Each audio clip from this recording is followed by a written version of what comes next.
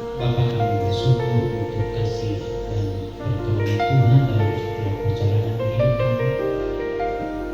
Hari ini kami bertemu kembali di aula ini untuk kami bisa mendengarkan firman Tuhan. Untuk itu Bapak yang baik, mampukan kami untuk memahami apa yang menjadi rencana Tuhan dalam masa muda kami. Kami tahu dalam keterbatasan pikiran dan iman kami kurang memahami tentang firman Allah. Untuk itulah hamba mohon belas kasih-Mu melalui Roh Kudus, berikan kami hikmat, berikan kami kebijaksanaan, supaya kami mengerti apa yang menjadi rencana Tuhan dalam hidup kami, dan tentunya kami akan menjadi pelaku-pelaku firman Allah dalam kehidupan kami. Sampaikanlah nasihat ini buat kami pada siang hari. Dalam nama Yesus kami berdoa. Amin. Yuk, selamat duduk. Salam semua. Sudah pasti sebagian yang sudah mengenal saya ya. Yang belum kenal nanti saya tanya namanya. Ya, oke. Soalnya saya sudah berapa kali ke sini ya, dan tiap hari mungkin menjemput Nyonya Besar.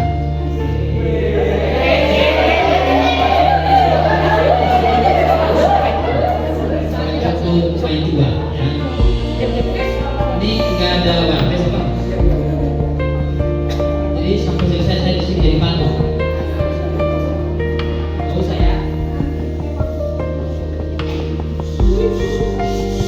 Ya, jadi teman-teman, dari pagi saya dibilang seperti firman Tuhan. Ya, itulah kalau udah suami istri.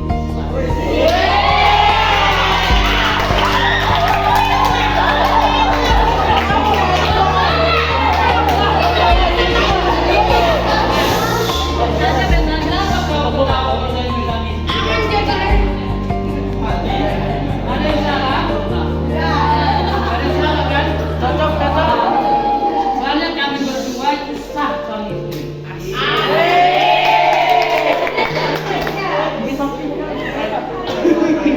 Diberkati di gereja. Kalau udah diberkati di gereja berarti sah. Kalau diberkati di aula nggak sah. Nah, tapi harus di gereja. Ya. Oke, nanti kalau saya ceritakan semuanya itu nanti.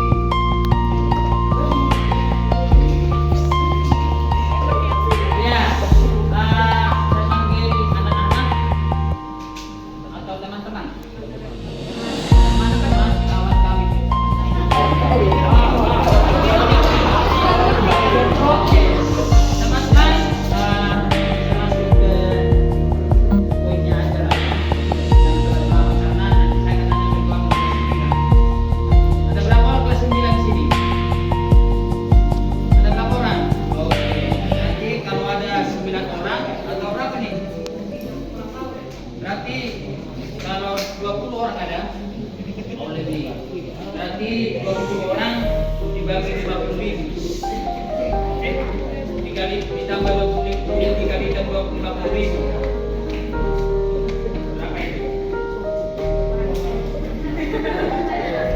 Berarti matematikanya kan lulus. Oke. Itu bercanda doang ya. Oke. Mungkin teman-teman pernah lihat gambar ini? Pernah lihat? Pernah lihat nggak? Kenapa ketawa?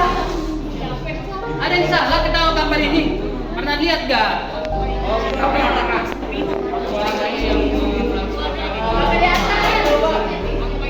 jadi itu seorang kaya. Berdiri. Dengar dulu. Dengar. Ya. Jadi itu seorang kaya. Ya anaknya. Oke.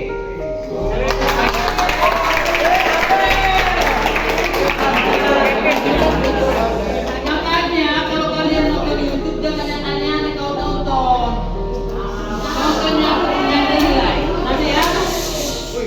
Tolong jangan terlalu ribut. Jadi saya fokus ya. Ini seorang ayah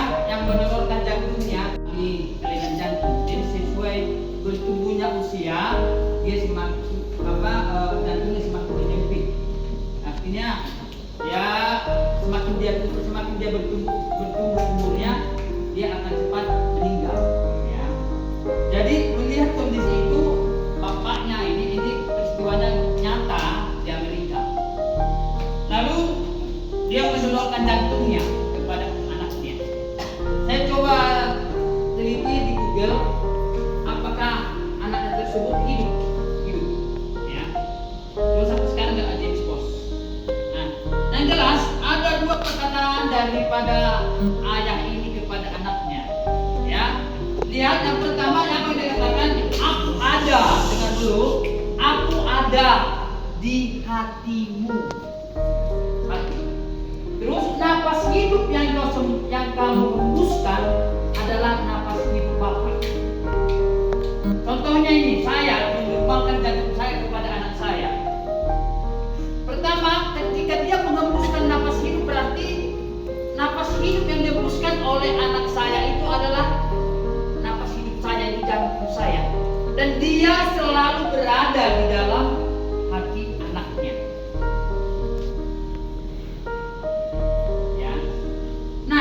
Lihat dalam kitab Yohanes 3 ayat 16, siapa yang tahu Yohanes 3 ayat 16?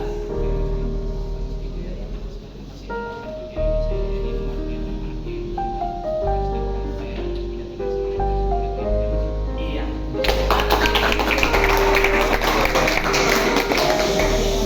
Ya, Yohanes 3 ayat 16, karena begitu besar kasih Allah akan dunia ini sehingga Ia mengaruniakan.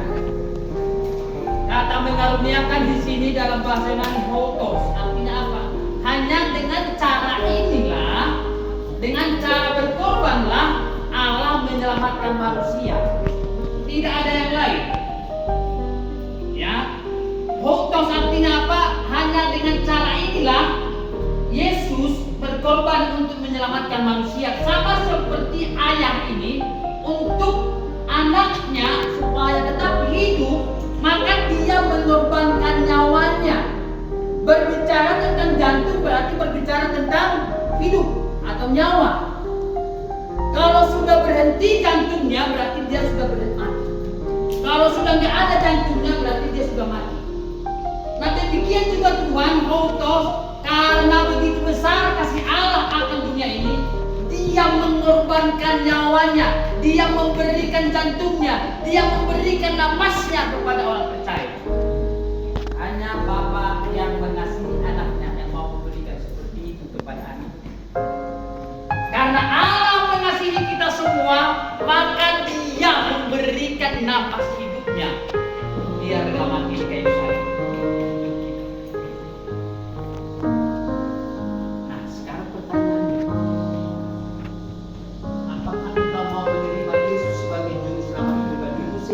Roh Kudus yang ada dalam hatimu menggerakkan hatimu. Makanya setiap orang percaya kepada tidak binasa, tidak mati, tidak ada di neraka, melainkan ada di dalam kekekalan di surga. Sekarang saya mau tanya, mana lebih enak, surga atau dunia? Saya tanya sekali lagi dengan serius, mana lebih enak, surga atau dunia? Yang surga tunjuk tangan. Surga tunjuk tangan, jangan begini. Angkat tangan. Oke. Lihat dua ini siapa yang mau surga. Hari ini juga Tuhan memanggil engkau. Mau?